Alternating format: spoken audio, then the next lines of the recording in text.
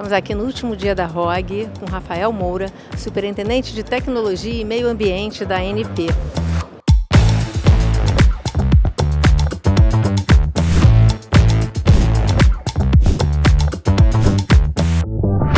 Quero começar perguntando sobre o NAVE. O programa NAVE Me Conta, foi lançado aqui, né?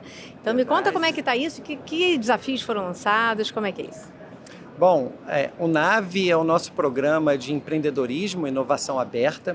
Então nós lançamos os desafios do NAVE aqui na ROG-E, no iUp Connections.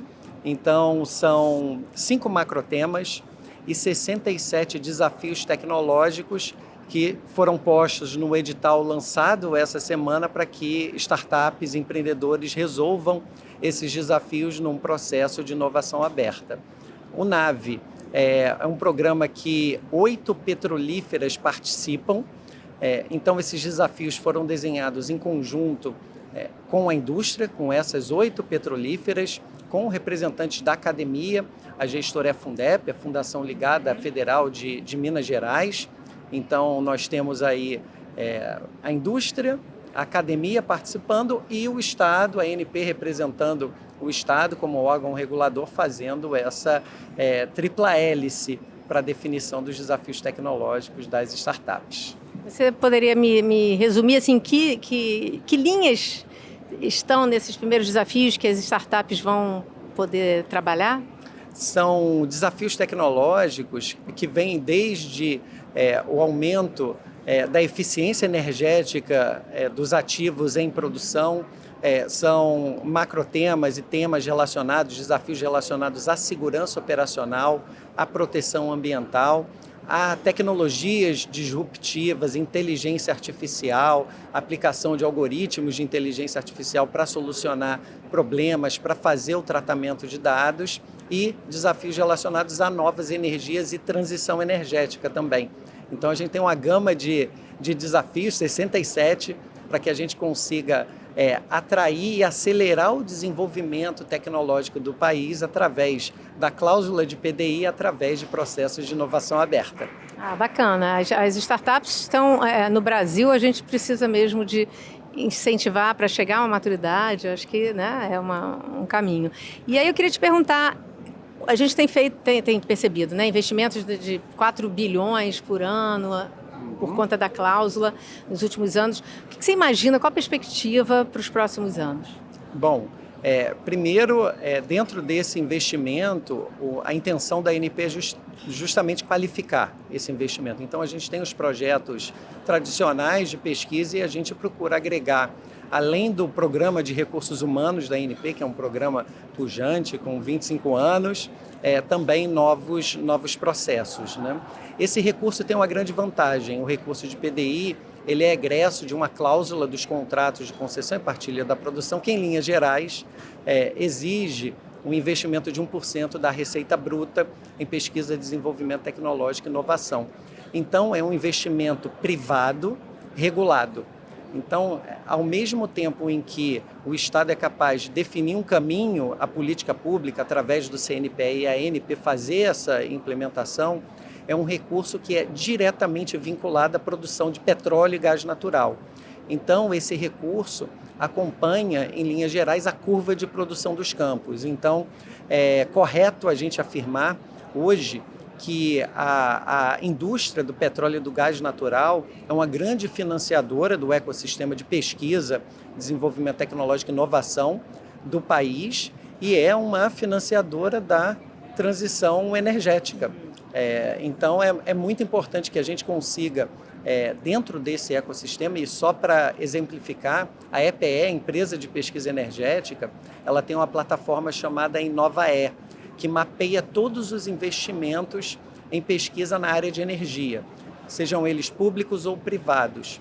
Os investimentos privados regulados ou publicamente orientados, como a EPE se refere a eles, perfazem pelo lado da ANP 60% do total dos investimentos e pelo lado da ANEEL mais 15%. Então a gente tem 75% dos investimentos em pesquisa no Brasil na área de energia egressos dos contratos de concessão e partilha, 60% deles regulados pela ANP e outros 15% pela ANEEL, que é uma característica do nosso país, né? A gente não pode se dar o luxo de ter um recurso público financiando 100% da transição energética e da pesquisa e do desenvolvimento tecnológico. No Brasil, ainda bem que a gente tem esse arcabouço regulatório que permite os investimentos. E como é que você vê o resultado disso? Já é possível medir o impacto da cláusula em termos de inovação, em termos de pesquisa aplicada? Como é que é isso? Bom, existem diversas métricas para se medir o impacto dos projetos. Então, a gente tem um sem número de bolsistas, por exemplo, do PRH que se formaram e hoje preenchem os quadros das empresas petrolíferas e da ANP também. Por exemplo, vários pesquisadores cujas pesquisas são subsidiadas pela cláusula através dos programas de recursos humanos, os laboratórios das universidades. Nós temos diversos projetos de altíssima tecnologia, projetos Subsea, por exemplo, RICEP e outros que foram financiados com o recurso de 1% da cláusula. Então, a gente tem resultados e o Brasil se tornou exportador de diversas tecnologias a partir do uso da cláusula, mas a ANP se prepara para, a partir do momento em que é feita uma avaliação de impacto, um Impact Assessment, de verificar o quanto de cada milhão de reais investidos em PDI, temos de retorno para a sociedade. Então, há uma série de métricas, desde patentes até os Objetivos de Desenvolvimento Sustentável. A ANP emitiu seu relatório anual no qual apresentou os Objetivos de Desenvolvimento Sustentável que têm sido endereçados pelo desenvolvimento tecnológico a partir do uso da cláusula, e assim a gente consegue demonstrar a importância desses investimentos para a sociedade, a importância de se investir em pesquisa e inovação no Brasil. E você acha que dá para medir a interação que está havendo com a indústria, ou seja, essa pesquisa está levando os nossos cérebros também sejam aproveitados aqui no Brasil pela indústria? Essa é uma pergunta muito boa, né? Eu mencionei a tripla hélice, né, para o estabelecimento do programa Empreendedorismo, e é dessa maneira que a gente procura trabalhar, sendo um regulador que não é um regulador fiscalizador do recurso, mas um regulador que é um catalisador do uso desse recurso, que procura, como orquestrador desse ecossistema, fazer com que as peças se encaixem para a gente maximizar o desenvolvimento tecnológico do país. Então, a ideia é que a gente possa conectar um programa de recursos humanos com a infraestrutura desenvolvida com o PDI, trazendo essa infraestrutura para disponibilizar para as startups e para os desenvolvedores de tecnologias,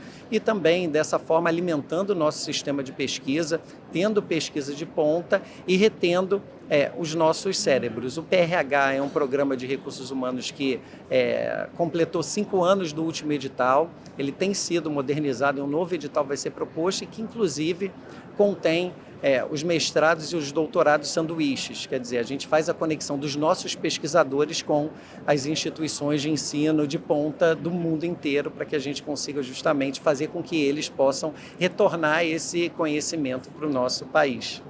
Então, você diria que agora, para finalizar, um grande desafio talvez seja manter a produção para que essa produção gere o recurso para a cláusula de PDI. Exatamente, esse é um dos grandes desafios que a gente tem hoje. O recurso é diretamente dependente da produção de petróleo e gás natural. Então, ele acompanha a curva de produção, que é muito bom, porque nós temos uma previsão de declínio e acompanhamento dessa curva de produção. Então, não é um investimento público que depende das condições financeiras no país, e no caso do Brasil, ela costuma flutuar. Então, você pode ter orçamento um ano, o outro ano não tem. E no caso dos recursos de PDI, por serem privados regulados, eles acompanham a curva de produção. Sem dúvida alguma, o declínio da curva de produção, embora ele possa ser previsto, ele é preocupante, porque com o declínio se reduzem esses recursos e a gente tem que buscar meios de manter a produção para que esses recursos sejam mantidos e futuramente ter novos meios de financiar a pesquisa e o desenvolvimento tecnológico e a inovação no país. Hoje nós não temos e somos muito dependentes do petróleo e do gás natural para financiar pesquisas avançadas. Existe esse cenário, essa visão de que em algum momento vai ter que se encontrar um caminho para sobreviver sem depender da produção?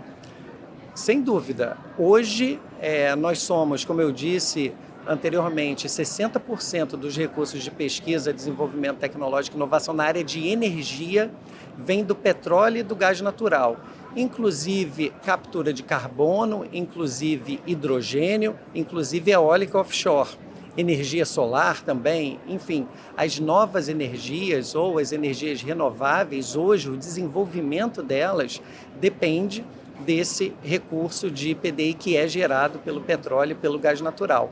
Então, sem dúvida alguma, a manutenção da produção, a manutenção da curva de produção, novas descobertas e a manutenção da produção do petróleo no país, do petróleo e do gás natural, é essencial para que nós mantenhamos esse recurso até que nós tornemos independentes do petróleo, do gás natural e dos recursos gerados por esses insumos, por esses recursos naturais. Hoje, o cenário é muito preocupante, porque nós não temos um cenário que nos permita abrir mão da produção de petróleo e de gás natural. Então, a gente espera que possa aproveitar o máximo possível esses recursos para gerar retorno para a sociedade, inclusive bolsas de estudos para os alunos, desenvolvimento tecnológico, desenvolvimento de startups e de novas empresas no Brasil, como já vem acontecendo e a gente pretende intensificar e maximizar nos próximos anos.